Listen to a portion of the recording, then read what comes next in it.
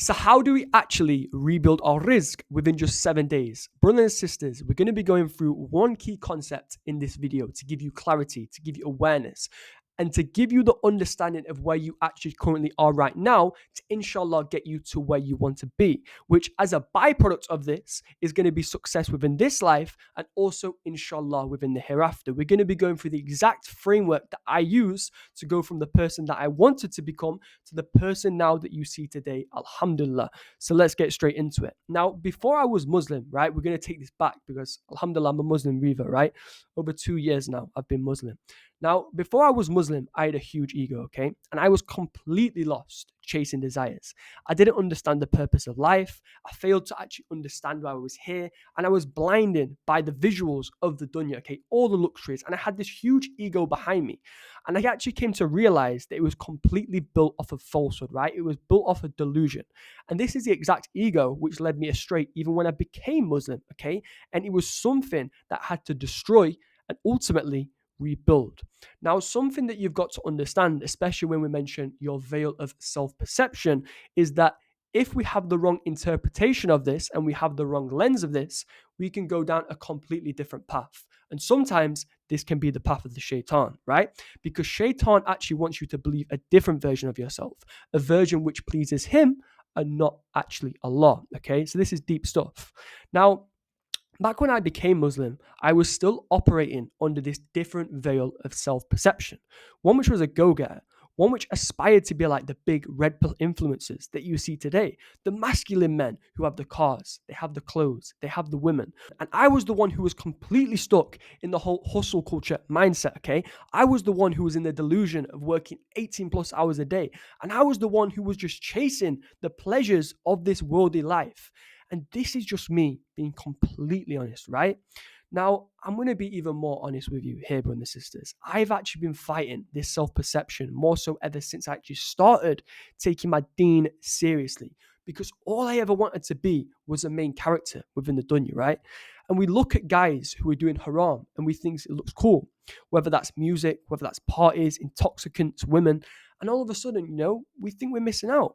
But I actually came to realize one thing, and it's that the things that glitter are not always gold. And as Muslim Bilal says, he says, what's bad looks good, and what's bad is always glamorized. SubhanAllah. Now, the process that we're going to be talking about here, inshallah, is a process of destroying your old self and building a new character. And for me, this was actually purification, okay? Because from my personal experience, I actually had to give up lifestyle habits, right? I had to give up friends and I had to change my environment. And this actually allowed me to align with Allah and the deen at its fullest, okay? And this led me to a life which finally gave me the ability to think. Because the thing is with hustle culture and working 18 hours a day and running yourself into the absolute ground is that you can't take a step back on your life. You can't take a step back on your business. You can't take a step back at your relationships and think, right, what do I actually have to fix here? What is the smartest move on the chessboard? And when I finally had this ability to think, this then gave me more clarity to the more purer, the more authentic version of myself, okay? And this led me to a life which actually allowed me to rebuild all for the sake of Allah. Now, I had to cut a few things out for this, right? I firstly had to cut out music. I had to leave certain friends behind, and I had to take haram relationships out of the equation. 3 of the most challenging things that I've ever done, right? But the most important thing, and probably the hardest thing that I had to do, was to break that veil of toxicity, okay? I had to break my toxic veil of self-perception. And this is exactly what this video is about. Now, I want you to reflect, and I want you to ask yourself this question, okay? Does your current veil of self-perception actually align with Allah, okay? Or does your ego actually lead you astray? Now, leading back to this question here, okay, if your current veil of self-perception doesn't align with Allah, okay, it's all right because we're actually here to fix this, inshallah. Now, you may have not been in the same situation of me, or you may actually be in a worse situation than me. But this lesson, okay, this video right here is purely based on rebuilding yourself to avoid you falling back into the bad habits and to actually rebuild new ones, okay?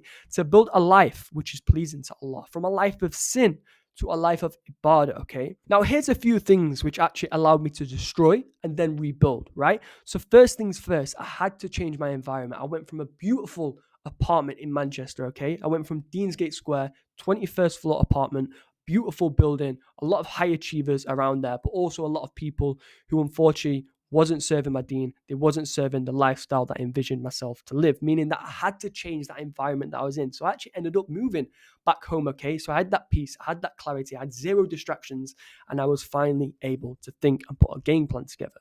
Second of all, I had to cut off the friends which were actually toxic to me, okay? Friends that unfortunately didn't align with the vision that I now had, the vision that I knew I needed to go, but the vision that I kept putting to the back of my mind, okay? So that's number two. And number three is that I actually needed to spend time to myself to think and create a new plan. So I took myself out of the environment that I built myself up to, and I had to take time to myself. I had to think. I needed clarity. I needed to create a new plan, okay? And number four, from me moving back, I actually started going to the masjid more often, okay? And this is what actually led me to building a brotherhood which was on deen, and it actually held me accountable. And number six, I actually had to get mentors in the area of my life that I actually wanted to improve. So let's say, for example, Dean. Again, I've got a couple of brothers, a couple of sheikhs that I actually work with now on a one-to-one basis. And I also have health, right? Okay. I've got a health coach now. Alhamdulillah. He's an online coach. And he's the person who puts all my nutrition together. He does my gym plans, etc., etc. Then I also have a business mentor, okay, that I also check with on a weekly basis. Again, another brother that is very close to me. Alhamdulillah, right? So in essence, brothers, I had to create a new character. And I'm actually going to show you a video here of me creating my new character. For me, when I was walking home from the gym, I had this character in my mind, okay? This was just after I moved back. And I was walking home from the gym. I was like, I need to create a new version of myself. I need to create a new version of myself. I picked up my phone like this. This was at the start of my content creation journey. And I just said everything, what aligned with this character that I was trying to build. And now, alhamdulillah, it's so wholesome looking back at that video because that character is now taking that shape. So brothers, I'm going to show that video now, inshallah. Just on the way back from the gym, I've just thought I need to create a character. I'm going to create this social media game. I'm going to take this stuff seriously. Brother Bailey needs to be a real life character. He needs to be someone who's on his deen. He needs to be someone who has a strong connection with Allah subhanahu wa ta'ala. He needs to be someone who is knowledgeable, not only on deen, but many other aspects of life, such as self-improvement, business, health and fitness, and more. Brother Bailey needs to be the fittest, the most healthiest, most strongest he has ever been, and he needs to stay consistent with that day to day and get into good physical shape, good physical conditioning, eat right, train right, and document this all on the page too, and share this within the lifestyle. So not only are you teaching people about the deen, teaching them about how to attract more risk, not only are you showing them health and fitness lifestyle and showing people healthy body, healthy mind, but you're also showing great, pure lifestyle. So as you can see, my life did a complete 180. And I created that new character, okay? The one which was actually pleasing to Allah. And this still allowed me to enjoy my life, okay? To travel, to stay on my deen and meet new people. These were all things that I loved doing before, right? But what I'm trying to say is that to focus on your deen, you don't have to give up everything. You don't have to go into monk mode and all of a sudden you become this guy who stares at a wall a day, okay? You can still enjoy these things of your life. But this all comes back to the anchor of the deen. Yes, there are tests which obviously try and lead me astray, okay? It's the same with anybody.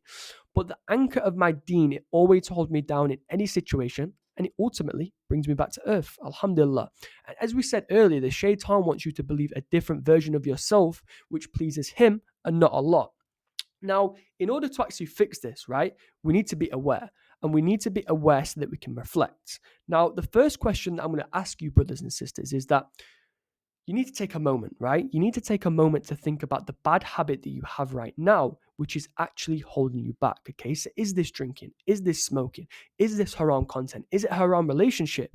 Is this you surrounding yourself around the people that you should not be with? Okay, now it may not be a big sin, but it could be a small sin which done on a frequent basis can actually accumulate. And the key here is to actually be aware of exactly what it is, right? And to not keep pushing it to the back of our mind thinking that it's okay. That's exactly what I was doing, okay, over 2 years ago. And it's something that we want to avoid at all costs because something so small can actually accumulate into a bigger sin, right? And this is just us completely deluding ourselves. So just think about this, okay? The very thing that may be holding you back right now could actually be holding you back from Jannah on the day where we will all be held accountable. So let me just ask you this one question. Do you really root for the temporary pleasures of this dunya, all for the sake of actually giving up your eternal hereafter, okay? And we can go back to Quran. There's a perfect verse on this, right? Where Allah goes, and this worldly life is nothing but play and amusement, but the home of the hereafter is indeed the true life. If only they knew. SubhanAllah. Now, who you surround yourself with is also incredibly important, okay? And the Prophet is living proof of this, okay? With the companions of the Sahaba. We got Umar, okay, who went from a persecutor to the second Khalifa. We've also got Bilal, right? Who went from a slave to the Muhaddin of the Ummah, okay? Then we also have Uthman, right? He went from a wealthy merchant to a philanthropist. Okay, may Allah be pleased with them all. Honestly, okay, we need to pay our respects to the Sahaba because these guys have actually given us the blueprint. Because as you can see here, okay, Islam, it rewired their identity. It didn't rewire their dunya status, but their closeness to Allah, okay? And this is the process of building, meaning that your old circle, okay, it then reinforces the old you. But your new circle, it reinforces the new you. And there's a hadith there which backs this up perfectly, right? And it goes, a man who follows the religion of his close friend, so let one of you look at who he actually befriends, okay? So again, take another moment to actually reflect. Are your current habits serving you, right? Is your current environment also serving you? And are you being guided towards halal or are you being guided towards haram? SubhanAllah, man, honestly.